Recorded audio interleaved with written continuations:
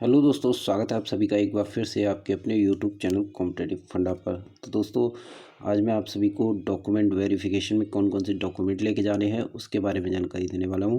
दोस्तों, jail border fireman घुड़सवारी के लिए जो डीबीपीएसटी का लिए रिजल्ट है वो जारी हो चुका है। इसमें जो कैंडिडेट हैं वो 2.5 गुना कैंडिडेट बुलाए गए हैं और उनका डॉक्यूमेंट वेरिफिकेशन होना है, फिर पीएचडी होना है। और डॉक्यूमेंट वेरिफिकेशन में कौन कौन से डॉक्यूमेंट आपको लेके जाने हैं तो वो मैं आपको इस वीडियो में बताने वाला हूँ। तो चलिए देख लेते हैं डीबीपीएसटी के लिए आवश्यक डॉक्यूमेंट कौन कौन से हैं। तो मैं आपको बता दूं, हाई स्कूल और इंटरमीडिएट का जो अंक पत्र और प्रमाण पत्र होता है किसी किसी का एक ही होता है, तो आपको ध्यान रखना है। यहाँ पर आपको अपना प्रमाण पत्र और अंक पत्र दोनों यहाँ पर लेके जाने हैं, हाई स्कूल इंटरमीडिएट के। साथ ही साथ आपको मूल निवास लेके जाना है। जाति प्रमाण पत्र, अगर आप जो है जनरल कैटेगरी को छोड़ के किसी अन्य कैटेगरी के हैं तो आपको ये लेके जाना है।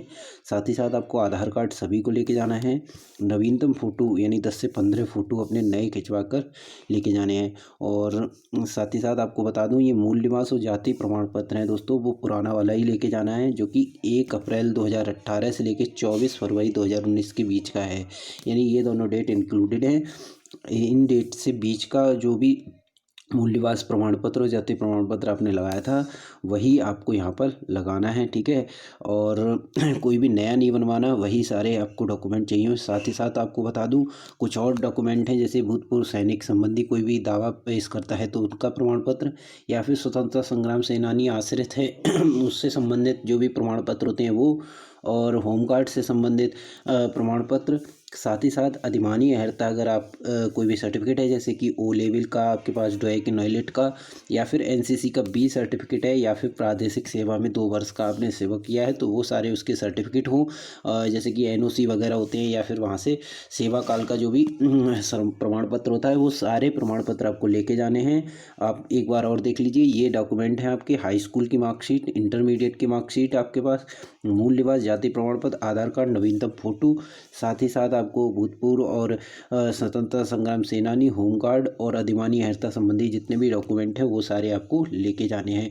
और इसके बाद मैं आपको बता दूं, जो पीएचडी होना है, पीएचडी में क्या क्या चीज़ें हैं। उसमें जो है पुरुष कैंडिडेट जो है उनकी ऊंचाई हाइट मेज़र होगी। हाइट में क्या होगा, जनरल और ओबीसी के लिए 168 सेंटीमीटर है। साथ ही साथ जो है एसटी कैंडिडेट हैं उनके लिए 160 सेंटीमीटर रखी गई है। पुरुष कैंडिडेट में चेस्ट की अगर हम बात करें तो जो है जनरल ओबीसी के लिए 79 सेंटीमीटर प्लस 5 सेंटीमीटर का फुलाव होना चाहिए, जिसके साथ 84 सेंटीमीटर होनी चाहिए। और जो है एसटी कैंडिडेट के लिए 77 प्लस 5 जो है फुलाव होना चाहिए, यानी मिनिमम 82 सेंटीमीटर होना चाहिए। तो ये आपका पीएचडी होगा, यानी फिजिकल स्टैंडर्ड टेस्ट पुरुष कैंडिडेट के लिए। साथ ही साथ महिलाओं के लिए मैं बता दूं, इसमें जो होने वाला है महिलाओं के लिए सिर्फ और सिर्फ हाइट होगी और वेट होगा, ठीक है। हाइट जनरल ओबीसी की महिलाओं के लिए 152 सेंटीमीटर रखी गई है, एसटी के लिए 147 सेंटीमीटर रखी गई है। वजन इनका न्यूनतम 40 किलोग्राम होना चाहिए। तो ये आपका पीएचडी है, सिर्फ और सिर्फ यही चेक होगा, बाकी कुछ भी चेक नहीं होने वाला।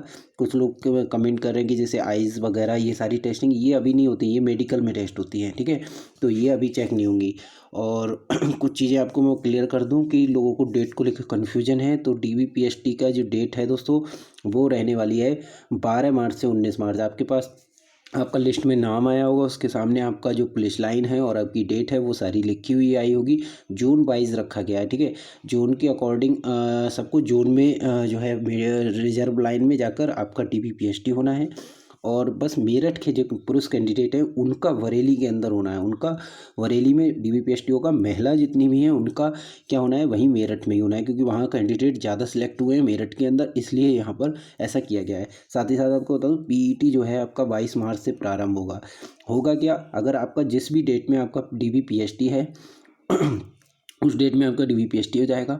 उसके बाद क्या है, 2 या 3 दिन या फिर सबके जैसे ही निपट जाएंगे, उसके तुरंत बाद बोर्ड अपनी वेबसाइट पर एक एडमिट कार्ड जारी कर देगा। वहाँ पर आप अपना अनुक्रमांक नंबर, अपने डेट ऑफ बर्थ, जो भी चीज़ें हैं वो अपलोड करके आप अपना डाउनलोड एडमिट कार्ड कर सकते हैं। वो होगा पीईटी का एडमिट कार्ड डाउनलोड हो जाएगा। और वो जो पीईटी है वो 22 मार्च से स्टार्ट होने वाला है। 22 मार्च से आपकी रनिंग हो जाएगी।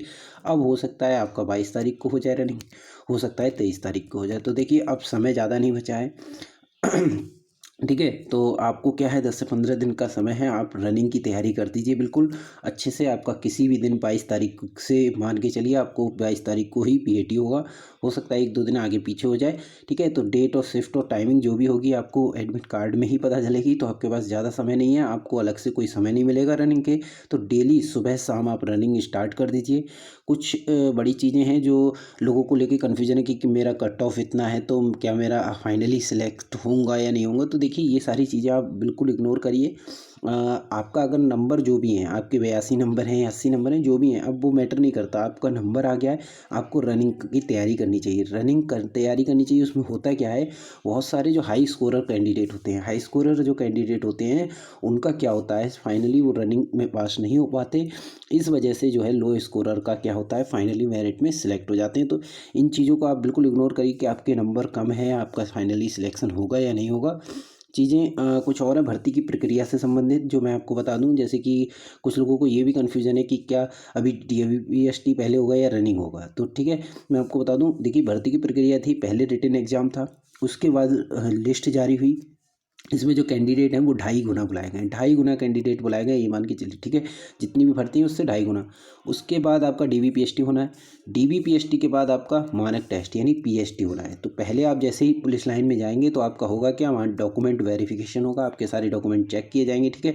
आप परेशान मत होइए, आपका कोई भी डॉक्यूमेंट अगर आपके पास जैसे कुछ भी प्रॉब्लम है आपकी, तो वहाँ सुनी जाएगी, ठीक है। तो ऐसा नहीं है कि नहीं सुनी जाएगी, आपकी प्रॉब्लम समझी जाएगी, और अगर उसमें कुछ भी कोई समाधान हो सकेगा तो वो समाधान किया जाएगा, ठीक। तो इस चीज़ को लेके बिल्कुल परेशान मत होइए कि आपके पास ये डॉक्यूमेंट नहीं है या डेट नहीं है। आपके पास जो भी डॉक्यूमेंट जैसे भी हैं, ठीक है, कोशिश करिए बनवा लीजिए। जो अगर नहीं हो पा रहे हैं तो वहाँ पे अपनी परेशानी बताइए और आपकी सॉल्व हो जाएगी, ठीक है।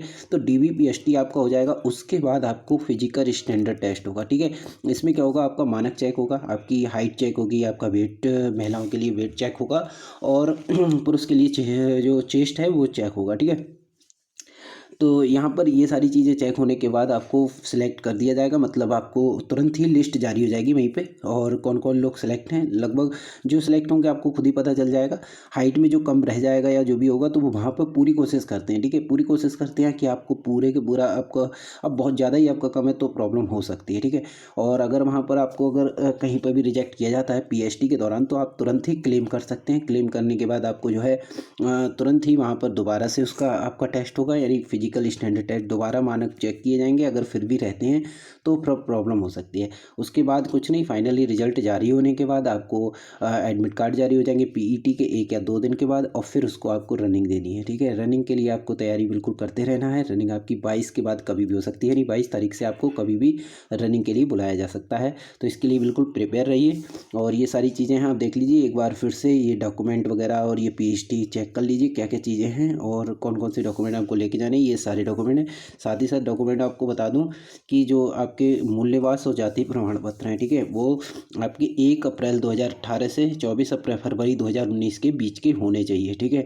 ये डॉक्यूमेंट आपके होने चाहिए। आपको कोई भी नया मूल्यवास और जाति प्रमाण पत्र बनवाने की जरूरत नहीं है। आप ये लेके बिल्कुल मत करिए कि जैसे मेरा मूल्यवास नहीं है, जाति प्रमाण पत्र नहीं है।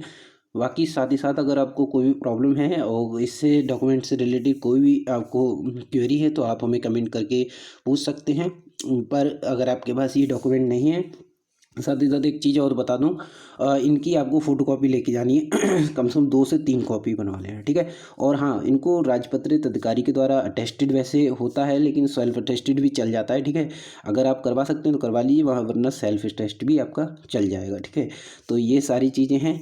और साथ ही साथ अगर कोई भी अन्य जानकारी होगी तो मैं आपको अपने चैनल पर उपलब्ध करा दूंगा। तो चैनल को आप सब्सक्राइब कर लीजिए और बेल आइकन को जरूर प्रेस कर लीजिए, जिससे कि क्या होगा, जो भी अपडेट होगी वो आपको तुरंत मिल जाएगी। तब तक के लिए दोस्तों थैंक यू। जय हिंद।